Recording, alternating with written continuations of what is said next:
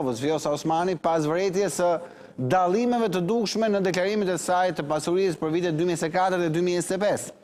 Pas raportimeve nga Presidenca e Kosovës bën të ditur se nuk kanë informacion të tillë. Megjithatë, si shtate Bekim Kupina, këshilltari Osmanit, mirëpresim çdo lloj verifikimi.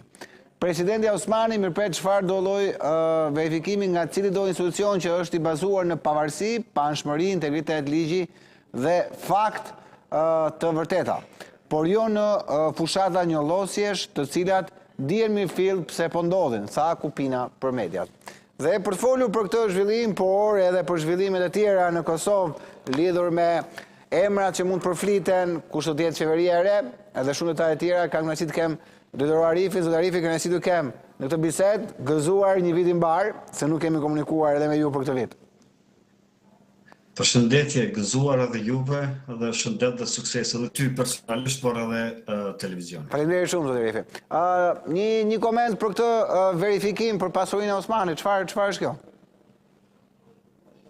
Po këto janë verifikime normale që i bën të gjithë zyrtarëve publik në Kosovë nga Agjencioni Antikorrupsion, ashtu është ligji i rregulluar, por është signifikative në momentin kur po bëhet ky verifikim i pasurisë dhe momentin që si është bërë publik, pse specifikisht presidentës kësaj radhe, duke ditur që është në fund të mandatit dhe po kërkon një mandat të ri, ka diçka që nuk po përputhet që ne nuk e dim, por nga aspekti politik na japin sinjale jo të mira që dikush po dëshiron me ja dëmtu normalisht reputacionin që të kenë justifikime për veprime të ndryshme apo mënyra se si mund të ndodhë për zgjedhja e presidentës në mars të këtij viti.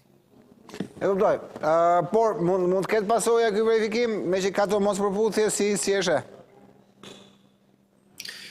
Jo pasoja juridike për momentin, sepse ato duhet të verifikohen, mandej ato aktivizohet prokuroria, ato duhet të bëjnë një pati nëse ka shpërputhje të mëdha dhe që nuk përputhet pasuria e përshkruar apo e shkruar nga presidentja nga viti i kaluar në këtë vit, kështu që ka aty shumë punë për të bërë hetim, por unë nuk besoj që kjo është më shumë problem politik se sa juridik, sepse e shikoni vetë debatin që po e bëjmë, kjo ndikon negativisht në imazhin e presidentës dhe prandaj thash është signifikative pse në këtë moment kjo çështje u ngrit kaq shpejt.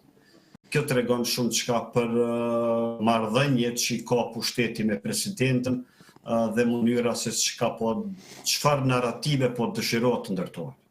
Okej, ndërkohë, dalim pak, faleminderit për këtë koment, Arifin, dalim pak tek situata post zgjedhje, çfarë po flitet tashmë për emrat, ka çakullojnë emra për postet kryesore, kryetar Kuvendi, megjithatë ai është posti i parë një herë.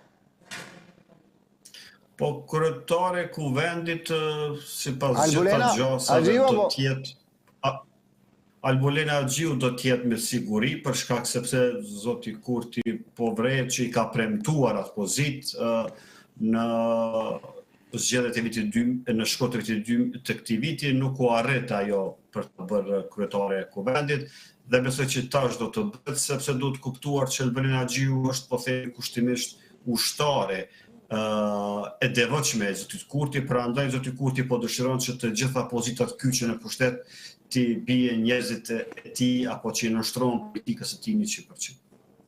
Okej, emra të tjerë, Zorife, çfarë po çakullojnë? Po besoj që kabineti qeveritar do të jetë ai që jo i gjithë, po të paktën pjesërisht do të jetë ai i cili është paraqitur nga zoti Kurti në tentimin e tij të parë për të bërë kryeministër në fund të këtij viti, pra mendoj që do të jenë disa nga emrat që janë lakuar, siç zoti Konjufca për ministrat të jashtëm, ministrja Gërvalla do të jetë me siguri ministre e drejtësisë, pra janë disa emra që nuk do t'i lëkund zoti Kurti për shkak, siç e thash, të besimit që ka të ta dhe aleancës që ka krijuar gjatë këtyre viteve. Kjo është gjë e mirë apo jo zoti? Arife për ju. Besimit e këta emra. Jo, sepse do të jetë problematike. Jo, për Kurti mund të jetë gjë e mirë se ka njerëz besuar, po flas për Kosovën, a? Absolutisht, për zotin Kurtin, për demokracinë, për zhvillimin, për reforma, po vrejet që nuk ka një vizion të qartë, të saktë. se çka dëshiron nga ndonjë sektor specifikisht zoti Kurti, po do t'jene emra të cilat do t'i, si që thash, përshtatën totalisht politikës të zotit Kurti. Dhe kjo do t'a tregoj që nëse vetëvendosja merr edhe pozitën e presidentit, realisht ne nuk kemi demokraci liberale, kemi një demokraci hibride, kur një parti shtet e cila i ka të gjitha institucionet kryesore. Pak a shumë modeli i Shqipërisë, po ka ardhur edhe në Kosovë, partia fituesi ka të gjitha institucionet, por edhe institucionet e pavarura përveç atyre politike. Një jemi, zot Arifi, nuk ndryshojnë këto gjëra, nuk ndryshojnë. Këto është shumë e vërtetë. Ndërkohë nga ana tjetër duhet ndalim pak tek opozita, zot Arifi. E coptuar kjo opozitë, apo jo? Pas të zgjedhjeve? Opozita kemi diskutuar edhe gjatë viteve që kemi kaluar, kemi thënë që përveç që është e coptuar, pak a shumë thash modeli shqiptar po vjen edhe në Kosovë, ku e kemi 3-4 parti opozitare, të cilat nuk e kanë fuqinë politike për t'i bërë ballë Albin Kurtit dhe nuk gjejnë një gjuhë të përbashkët që të paktën të ketë një unifikim të partive të vogla në partitë e mëdha, por shkak se është vetëm mënyrë për t'i përballë, kjo vetëm është një segment, madje vjen segmenti tjetër ndërtimit të politikave pak po themi më agresive në kuptimin politik, pra duhet të lëbohet në mënyrë permanente të njerëzit politika të ndryshme, të cilat do të mund të rizgjonin atë mendimin kritik, sepse pa mendim kritik nuk ka demokraci dhe nuk ka zhvillim, dhe këto po vrejet që partitë opozitare nuk janë në nivelin që do duhet të ishin. Shikoni, ne jemi sot me 6 nëntor dhe nuk kemi ende realisht prononcime të partive opozitare për çështjen e presidentës, për çështjen e marrëveshjeve ndërkombëtare, pra nuk janë aktive, nuk janë duke munduar as të lozin politikisht.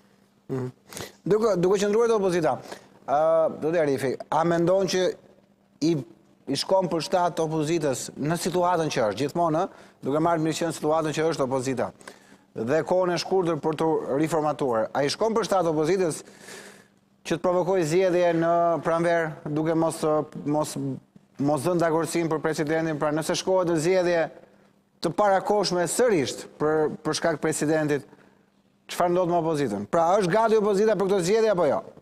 Për ju, më mirë mos i hyj kësaj loje. Bazuar në numrat, e vërtet, bazuar në numrat pra në zgjedhjet e 28 dhjetori dhe numrat që i fitoi përqindja që ftoi vetëvendosja për Kuvendin e Kosovës, besoj që është lojë e humbur nëse tentohet të shkohet në zgjedhje të jashtëzakonshme.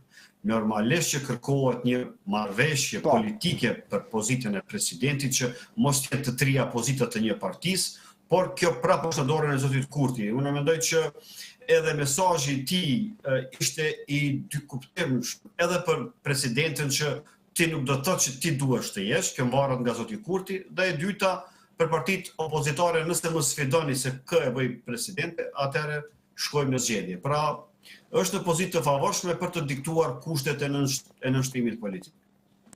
Pra, opozita është e humbur në çdo skenar, opozita është e humbur, që shka në dashamirësinë. Ta themi kështu, nuk duhet të jetë kështu, po është shumë e rëndë në dashamirësinë e Albin Kurtit, në zemërgjërsinë e Kurtit, nëse do të jetë lërë diçka opozitës apo jo. Figurativisht ashtu është, sepse opozita, na po flasim gjithmonë nga këndvështrimi i sotit, sepse në politik tash po ndryshojnë gjërat me shpejtësi të dritës. Por si të qoftë në këto rrethana, me këta numra, me këtë ambient, zoti Kurti është në pozitë favorshme. Mirë po, kjo normalisht edhe do t'i kushtoj, sepse ne po flasëm vetëm për një segment, ne për 5 vite nuk kemi pa që ka pasur ndryshim të madh në zhvillimin e Kosovës në sektor të ndryshëm, pra kjo politika populiste ka arritur që t'i mbuloj dështimet e tij, duke treguar më shumë të suksesshëm se sa dështimet reale në terren që mund t'i prekin, por sidoqoftë nëse e uzurpon të gjitha pozitat të fuqishme të shtetit, do të jetë mallkim për zotin Kurti, sepse herët ose vonë gjithçka do të kthehet. Por kjo normalisht që kërkon kohë derisa njerëz ta kuptojnë realitetin në të cilën ne po jetojmë. Dhe në fund një emër për president, zoti Arifi, që mund t'i bashkojë gjithë palët, kush mund të jetë? A është një figurë e tillë momentalisht në skenën politika apo publike në Kosovë, që nëse do propozohet ai si BDK, si LDK, ndoshta nuk do votojnë, por nuk do bllokojnë.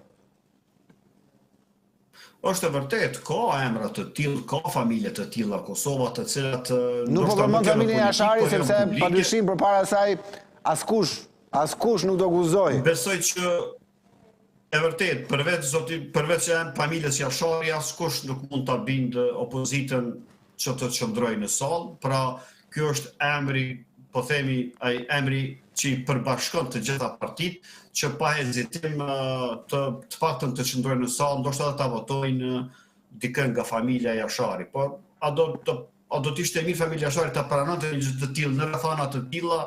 Kjo është tjetër çështje. Por sa i përket procedurës, besoj që do të kalonte pas një polemikë dhe hezitim. Rifi, shumë faleminderit për kohën tuaj, gjithmonë kënaqësi të bisedoj me ju. Ju uroj një vim dite sa më të mbar, edhe sillet edhe një herë dhe një 2026 sa më të mbar për ju dhe familjen tuaj.